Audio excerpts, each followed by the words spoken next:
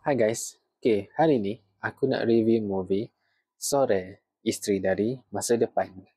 Okay, kalau korang tengok trailer, uh, korang akan fikir cerita ni adalah cerita romantik komedi. Tapi bila diamati betul-betul, tidak. Cerita ni betul-betul romantik dan ia adalah science fiction. Aku tertarik dengan konsep yang dia cuba ketengahkan, iaitu isteri dari masa depan. Kau bayangkan kau bangun daripada tidur, tiba-tiba isteri kau ada dekat sebelah dan dia claim dia adalah isteri dari masa depan. So, cerita ni kalau korang tengok, dia dibahagikan kepada 3 bahagian. Satu, Jonathan, watak lelaki tu. Sore, watak isteri dia. Dan waktu. Dan perjalanan cerita sangat-sangat mendata. Aku bagi tahu awal-awal, sangat-sangat mendata. Dan komedi dia sangat sedikit lah, memandangkan dia memperkenalkan diri dia adalah isteri dari masa depan. Jadi bila dibuat konsep macam tu, jadi bila korang tengok di scene untuk part Jonathan, dia pendek saja. Dan bila masuk part sore, itu dia jadi panjang sikit. Sebab di part sore itulah dia nak tunjuk dia sebenarnya nak ubah tabiat lah suami dia yang memandangkan suka hisap rokok dan minum arak lah. Dan tujuan dia, dan kalau korang tengok untuk part sore, korang tak akan faham kenapa dia sentiasa bangun dan sentiasa ulang.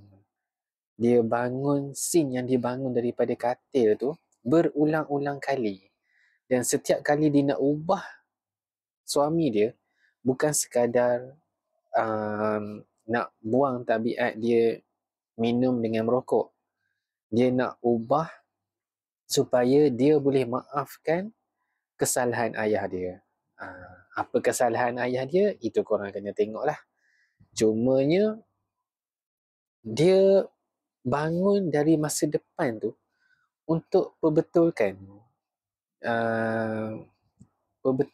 kesilapan Jonathan tu sendiri. Jadi kalau korang tengok, setiap kali dia nak jumpa ayah Jonathan, dan setiap kali dia macam fed up, tak dapat nak ubah suami dia sendiri, dia akan pengsan. Bila dia pengsan, dia akan reset balik. Akan sentiasa bangun daripada tidur non-stop. Di sini korang tak akan faham lagi sebenarnya. Dan bila masuk section waktu, section yang terakhir, waktu, di situ dia akan jelaskan kenapa dia bangun daripada tidur dan di sebelahnya adalah suami dia. Di situ korang akan faham. Untuk cerita ni adalah cerita time travel. Pada yang tak suka cerita yang romantik, dan cerita ni agak slow dan mendata. Dan cerita ni bila time travel, ada setengah orang dia akan pening. Termasuk aku pun agak pening sebenarnya.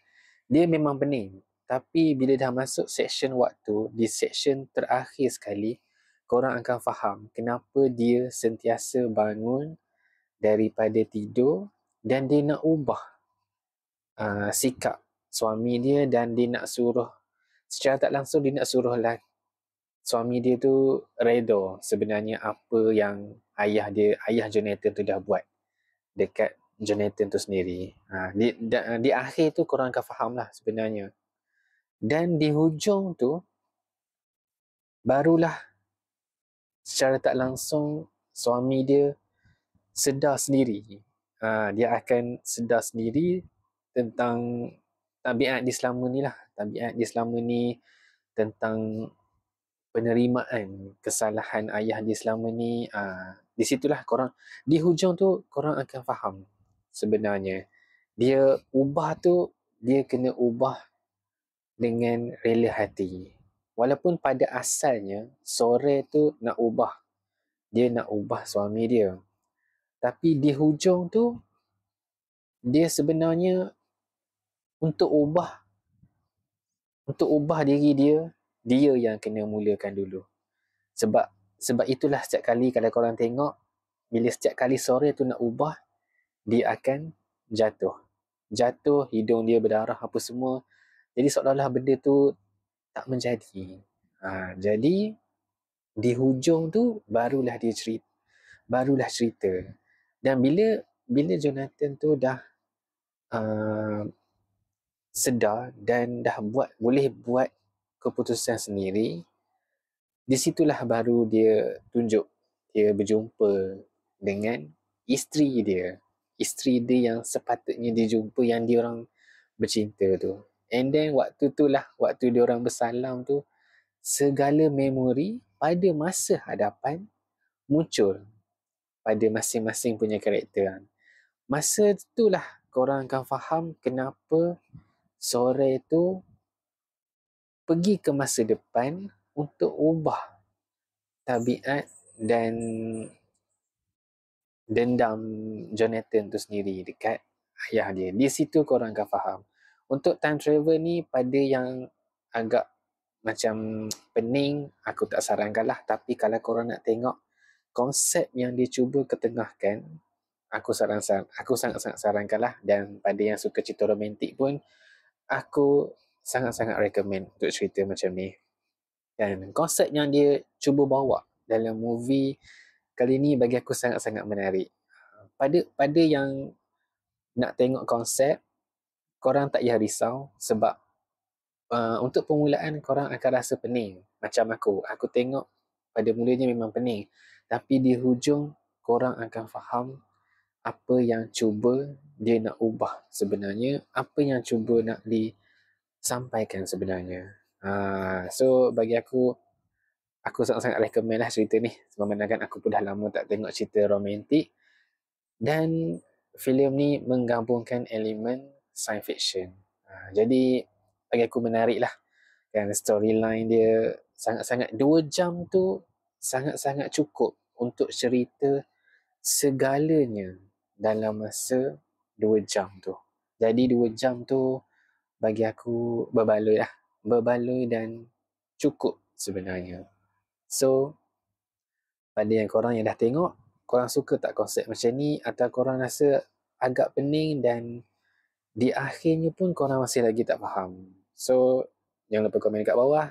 Tengok aku review movie yang akan datang. Bye!